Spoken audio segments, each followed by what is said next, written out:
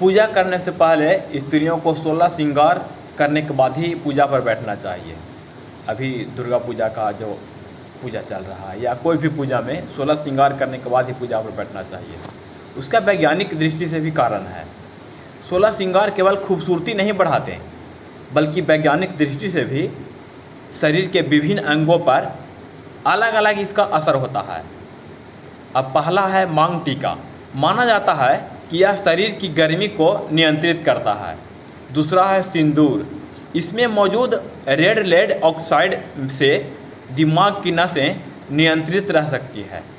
बिंदी, जहाँ बिंदी लगाते हैं वहाँ नर्व पॉइंट होता है। माना जाता है कि इससे एकाग्रता में मदद मिलती है।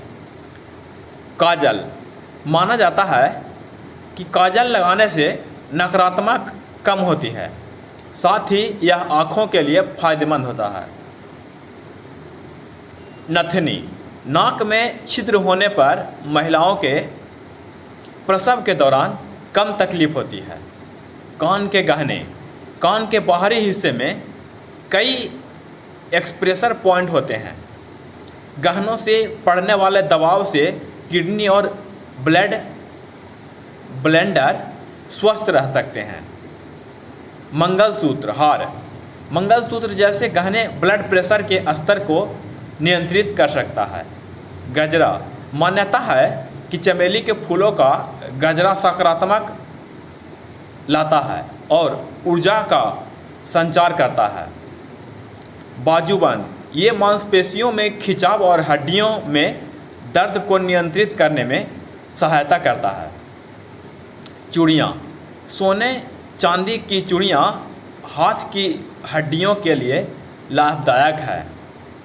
अंगूठी, अंगूठी वाली उंगली की नस मस्तिष्क से जुड़ी हुई है। माना जाता है कि इसे मस्तिष्क की सक्रियता बढ़ती है।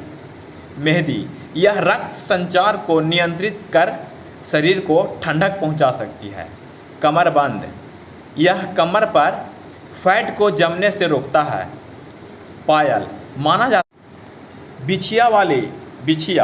बिछिया वाली उंगली की नसें यूटेरस और दिल से जुड़ी होती है तथा इसे रक्त संचार पर नियमित और पीरियड नियमित रखने में मदद मिलती है।